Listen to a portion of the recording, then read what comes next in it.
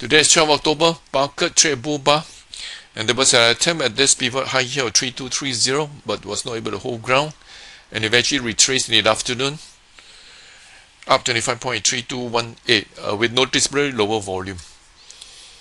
Now the pivot high here remained a resistance to actually contend with. Our immediate support is actually at 3200. We have another support which is actually offered by this gap here, that is about 3175. By and large, market is still in a trading range with a very big swing, so likely to be choppy. Now let's take a look at the US market. This is S&P 500s. After approaching this resistance, actually retrace at the 40-week 200 days, managed to actually find some support. Notice actually we have two bottoming tails and followed by this bounce. Now we do have resistance at about 4,500, so this is a level to actually watch. If you take a look at the major moving averages, the downward pointing, downward sloping 50 days moving average is a technical resistance, so I'd like to actually watch this level. Nasdaq appeared to be much stronger. Again, you have quite similar patterns, and they managed to bounce off. Notice actually it's quite a distance away from the 200 days SMA, and it's right now at the downward sloping 50 days moving average. So we'd like to see whether you can clear this, otherwise we may see retracement from here.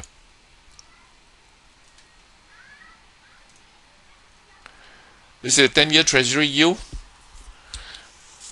After breaking out of these upper channels, there was a test at this level here, but it kind of failed and retraced back to this channel, and over here managed to actually find support in the center line.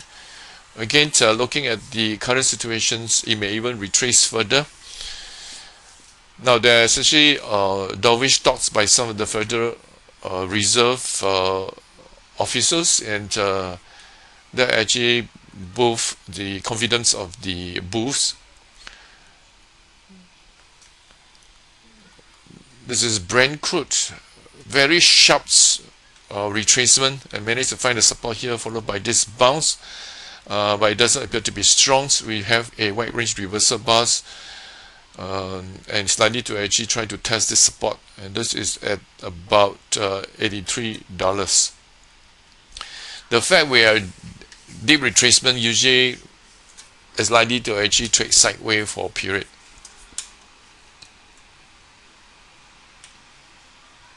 Let's take a look at some of the stock we'll be discussing. This is Franken. Notice after the run-ups, it actually consolidates sideways. This is a rectangle consolidation patterns. We have a breakout yesterday, and today we have a weak follow-through. Notice that she was not able to close well. And also pretty obvious, we do have resistance here.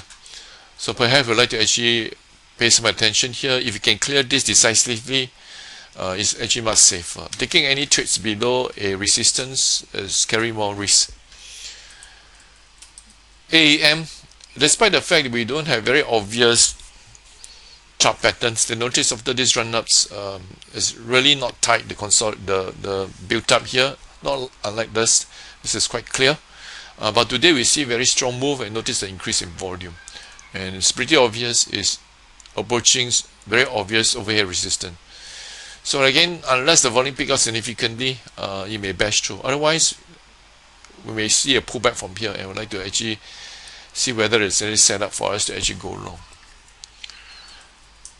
UMS, which mentioned before, is probably the only stocks that have quite clear trend characteristics.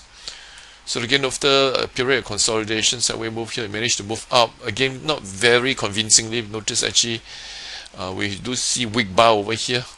But over here, it managed to actually break on the upside. This is a small deeper break on increased volume. So this is very nice. But again, we have to just be wary. There is overhead resistance here. So perhaps we like to actually look for a pullback just below this resistance, and eventually look for an assault on this resistance level. Aztec. Similarly, the stocks actually was consolidating after this run up here, and this consolidation patterns is I would not consider as neat, but managed to actually still moved up and approaching this resistance. Look for a pullback here, and we look for a setup and look for a decisive break above this high here of 885. Yang Zijiang, this was the strongest performing stock last year, and there was this move sometime in June, but unfortunately I was not able to make any progress over here. If you notice, it actually turned downwards, and we do have actually a couple of weak bars here. At this point in time, it's contraction setup. Bar low is at 156. Notice 1326 has a three crossover and is sloping downwards. Keppel Corp staging a counter trend, but we do have a big bar today. Notice a slight increase in volume.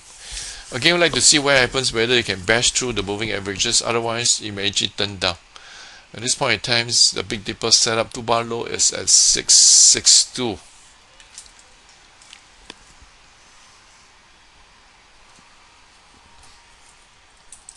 Samcorp.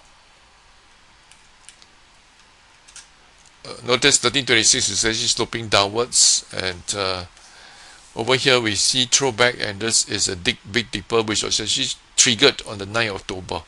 I'd like to actually see a follow through from here. Now if we plot the major moving averages, it's actually quite near the 200 days.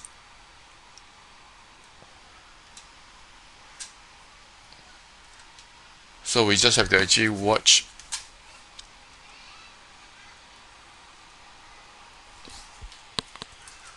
ST Engineering, a less discussed stock, today managed to actually break out after a period of consolidation. This stock is slightly sluggish, so if you take this, if you trade this stock, you just have to exercise more patience. I'd like to look for a pullback here to look for a setup.